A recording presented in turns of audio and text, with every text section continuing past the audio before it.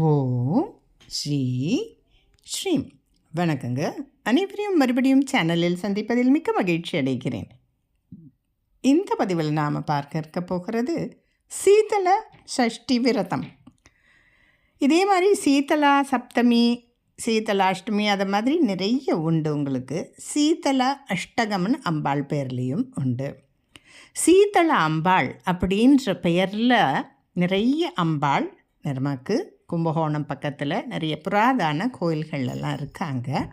திருமழிசையில் பார்த்தீங்கன்னா உங்களுக்கு உத்தாண்டேஸ்வரர் கோயில்னு அந்த வளைவு பக்கத்தில் மெயின் ரோடை ஒட்டியே உங்களுக்கு அந்த குளம் எல்லாம் இருக்கும். ஜெகநாத பெருமாளும் பக்கத்துலேயே இருப்பார்.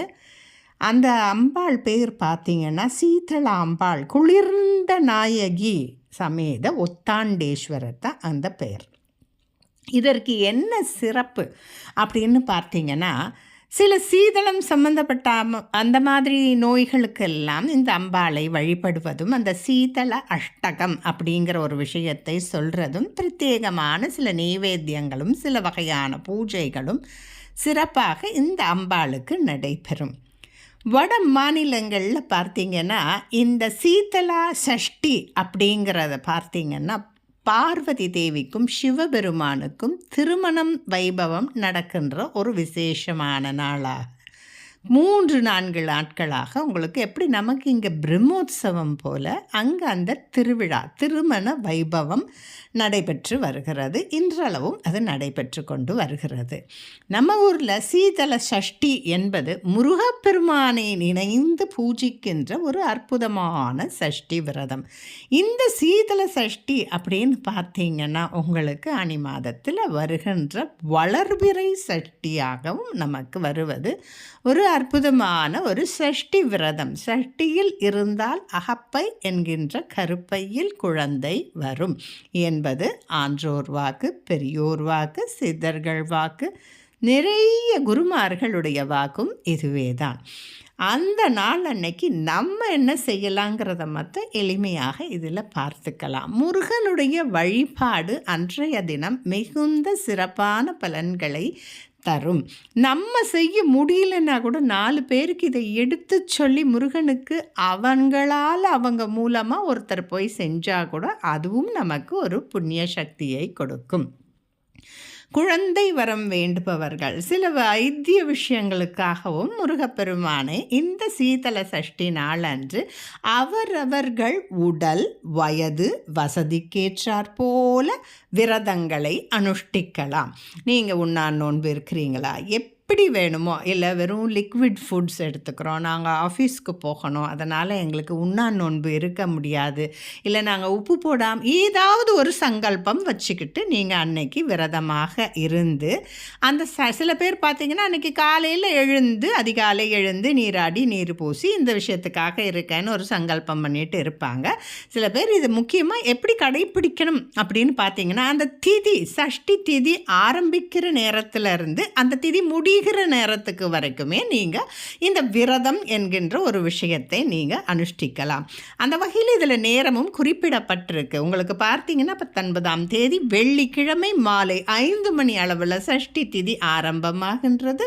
சனிக்கிழமை மாலை ஒரு 7:20 7:30 மணி பக்கமாக திருக்கணித முறைப்படி இது நிறைவடைகிறது. இந்த நேரத்தில் நாம் முருகப்பெருமானை நினைந்து உங்களால் முடிந்த விரதங்களை இருந்து நாம் முருகனுடைய பாக்களையும் பூக்களையும் போட்டு நாம் முருகப்பெருமானை வழிபடுவது சிறந்த பலன்களை தரும். ஒவ்வொரு திதியும் ஒவ்வொரு நாளும் சேர்கின்ற ஒரு நாள், நட்சத்திரம், ஹோரை, கரணம், உங்களுக்கு அந்த மாதிரி யோகம், இதுக்கெல்லாம் நிறைய விதவிதமான பலன்கள் உண்டு. இந்த வகையில் பார்த்திங்கன்னா வெள்ளிக்கிழமையும் சஷ்டி திதியும் இணைந்து வருகிற நேரத்தில் அந்த நேரத்தில் நீங்கள் போய் மாலை நேரத்தில் முருகனை வழிபாடு பண்ணுறது ரொம்ப சிறப்பான பலன்களை தரும். அதே போல் மறுநாள் சனிக்கிழமையும் சஷ்டியும் வர்றதும் அதுலேயும் சில நட்சத்திரங்கள் கூடுதலாக இருக்கிறதுனால அப்பயுமே நீங்கள் போய் முருகப்பெருமானை வழிபடுவது நிறைந்த பலன்களை தரும். அப்போ நீங்கள் முழுமையாக இருக்கணும் அப்படின்னு பார்த்தீங்கன்னா, வெள்ளி அன்று மாலை 5 மணிக்கு துவங்கி சனிக்கிழமை மாலை இரவு 7:30 வரை இந்த விரதங்களை நீங்கள் அனுஷ்டிக்கலாம். சஷ்டி திதி தோறும் எல்லா முருகன் கோயிலையும் கட்டாயம் சில பூஜைகள், முக்கியமாக அபிஷேக ஆராதனைகள் இருக்கும். அதில் நீங்கள் போய் கலந்து கொள்ளலாம். கலந்து கொள்ள முடியவில்லை என்று ஏங்குபவர்கள், என்ன காரணம் வேணால் இருக்கலாங்க, வயசாயிட்டு இருக்கலாம், இல்லை வெளியூரில் இருக்கலாம், வெளிநாட்டில் இருக்கலாம், எங்கே வேணால் இருக்கலாம். அந்த நேரத்தில் முருகனுடைய நாமங்களை நாம் போற்றி துதித்து பாட வேண்டும் இல்லையா? உங்களுக்கு நம்பிக்கையான ஆட்களாக இருந்தால் அன்னைக்கு இந்த பூஜையை செய்யுங்க. முருகனை செவ்வரளி மலர் கொண்டு அர்ச்சித்தல் ரொம்ப சிறப்பான பலன்களை தரும்.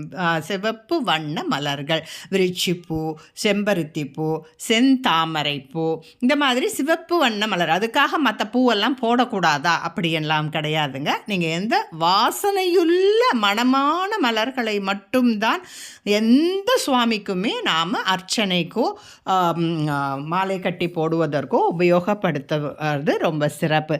தாமே தமது கரங்களால் தொடுத்த பூமாலைகளை முருகனுக்கும் சுவாமிக்கும் அம்பாளுக்கும் அர்ப்பணிக்கிறது நிறைந்த பலன்களை தரும். அப்படி முடியாதவங்க நம்ம வாங்கியும் போட்டுக்கலாம். அதே மாதிரி பூவை நாரில் கட்டி போடுறது ரொம்ப விசேஷம்னு சொல்லுவாங்க. நம்ம டாப்பிக்கிலேருந்து நம்ம டீவியேட் ஆகிடுறோம். ஸோ அதனால் நம்மளுடைய கரங்களால் ஒரு சஷ்டி கவசமோ முருகன் நாமங்களையோ உச்சரித்து கொண்டே ஒரு முழம் பூ கூட நாம் கட்டி போடலாம். நம்மளுடைய முடிஞ்ச அளவுக்கு நாம் இதையெல்லாம் என்ன முடியுமோ அதனுடன் இணைந்து ஏதாவது ஒரு தான தர்மங்களும் அன்னைக்கு செஞ்சிங்கன்னா உங்கள் பூஜை நல்லபடியாக நிறைவடைகிறது. நமக்கு தான தர்மங்கள், விரதங்கள் இதெல்லாம் அவங்கவங்களுடைய உடல், வயது, வசதி இதற்கேற்றார் போல நீங்கள் அமைத்து கொள்ளலாம். பக்கத்தில் இருக்க கோயிலில் எப்போ அந்த பூஜை நடக்குதுன்னு கேட்டுக்கோங்க. இல்லை ஹோமங்கள் நடக்கும், அதுக்கேற்ற மாதிரி பண்ணிக்கோங்க. உங்களுக்கு தெரிந்த முருகனுக்கு எவ்வளவோ இருக்குதுங்க. கந்த சஷ்டி கவசம், கந்த குரு கவசம், கந்தர் அனுபூதி, கந்தர் அலங்காரம், திருப்புகழ் பாடல்கள் அப்படியே கொட்டி கிடக்குது. உங்களுக்கு என்ன தேவையோ அன்னைக்கு அந்த தேவைக்கேற்ற அந்த திருப்புகழ் பாடல்களையும் பாடலாம். நம்ம ஒரு சில கோரிக்கைகளை வைத்தும் பாடலாம். இல்லைன்னா முருகா எனக்கு எதுவும் தெரியல சாமி, இதெல்லாம் எனக்கு தேவைங்கிறது உனக்கு தெரியும், எனக்கு எப்படி செய்யணுமோ சீக்கிரம் செய்ப்பா சுவாமி, அந்த மாதிரி வேண்டி உங்களுக்கு பாடல்கள் தெரியல, எதுவும் தெரியலனாக்கா முருகா முருகா அப்படின்னு கூட நீங்கள் சொல்லிக்கிட்டு முருகனை நினைத்து நீங்கள் என்ன முடியுதோ அதை நீங்கள் மனதார செய்யலாம். அதே மாதிரி மனது மாசற்று குற்றமற்று இருக்கும். நாம் விரதம் இருக்கோன்னு சொல்லிட்டு அடுத்தவங்களை நாம் நிந்திக்கிறதோ, குழந்தைகளை திட்டுறதோ, அந்த மாதிரி அவச்சொற்கள் பேசுகிறதோ கண்டிப்பாக விரத நாட்களில் இதையெல்லாம் நாம் தவிர்த்துறது ரொம்ப நல்லது. அம்மா என்னால் ஒரு வேளை உணவு மட்டும்தாம்மா விரதம் இருக்க வைக்க முடியும்னா நீங்கள் மாலை 5 மணிக்கு தான். அதனால் நீங்கள் அன்றைக்கி காலையிலையோ மதியமோ சாப்பாடு எடுத்துகிட்டு 5 மணிக்கு மேலே சாப்பிடாமல் இருங்க. மறுநாள் சாயந்தரம் 7 மணிக்கு முடிஞ்சால் நீங்கள் அப்படி சாப்பிட்டுக்கங்க. இல்லை நம்ம அப்படி ஃபுல்லாக இருக்க முடியாதுன்னா மறுநாள் சனிக்கிழமை ஒரு வேளை ஒரு பலகாரம், டிஃபன்னு சொல்லுவாங்க, நம்ம பலகாரம்னு சொல்லுவோம், அந்த மாதிரி எடுத்துக்கோங்க. சில பேர் உப்பு இல்லாமல் ஒரு கஞ்சி மாதிரியோ உப்பு இல்லாமல் சப்பாத்தி மாதிரியோ அது அவங்கவுங்க சௌகரியத்துக்கு ஏற்ற மாதிரி எடுத்துக்கோங்க. இல்லை நீங்கள் வெறுமனே பார்த்தீங்கன்னாக்கா உங்களுக்கு பழ ரசங்கள் அதை மாதிரி கூட நீங்கள் எடுத்துக்கலாம். உங்களுக்கு எப்படி சௌகரியமோ அப்படி. இல்லைம்மா என்னால் சாப்பிடாமலாம் இருக்க முடியல, ஒரு வயசாகிடுச்சு, இல்லை 40 வயசு தான் ஆகுது, ஆனால் எங்களுக்கு சுகர் ப்ராப்ளம் இருக்குன்னாக்கா பரவாயில்ல, ஒரு லைட் ஃபுட்டாக நீங்கள் எடுத்துக்கிட்டு முருகனை நினைந்து இந்த சீதள சஷ்டி விரதத்தை ரொம்ப அற்புதமாக எல்லாரும் இருந்து முருகனுடைய பரிபூர்ண அருளை பெற்று எல்லோரும் வாழ்வாங்கு வாழ வேண்டும். உலகம் எங்கும் அமைதியாக, நிம்மதியாக, ஒற்றுமையாக, சந்தோஷமாக இருக்க முருகனை வேண்டுவோம். எந்த ஒரு பிரார்த்தனை நாம் இந்தியாவில் இருக்கிறவங்க நாம் செஞ்சாலும் உலகத்துக்கே நம்ம ஊர் பூஜை ரூம் மாதிரி, அதை மாதிரி தமிழ்நாடு அதுக்கும் உள்ள ஒரு பெரிய சாநித்தியம் கொண்ட ஒரு இடமாக இருக்கிறதுனால நம்ம நாட்டு இராணுவ வீரர்களுக்காக நாம் கண்டிப்பாக ஒவ்வொரு நாளும் அவர்களுடைய நலனுக்காக வேண்டி ஒரு முருகா அப்படின்ற ஒரு ஸ்லோகமோ இல்லை ஒரு காயத்ரியோ நாம் சமர்ப்பணம் செய்கிறது ஒவ்வொரு இந்தியருடைய தமிழனுடைய கடமையாக கருதுகிறேன். தமிழ் கடவுள் முருகன் என்பதால் இந்த விஷயத்துக்காகவும் முருகன் அருளட்டும் என்று வேண்டி விரும்பி இந்த பதிவை இத்துடன் நிறைவு செய்து கொள்கிறேன். மற்றொரு பதிவில் உங்களை சந்திக்கிறேன். இந்த பதிவுகள் நான் உங்களுக்கு பிடித்திருந்தால் கட்டாயம் லைக் செய்யவும், ஷேர் செய்யவும், சப்ஸ்கிரைப் செய்யவும் மறந்து விடாதீர்கள். நன்றி, வணக்கம். மீண்டும் சந்திப்போம்.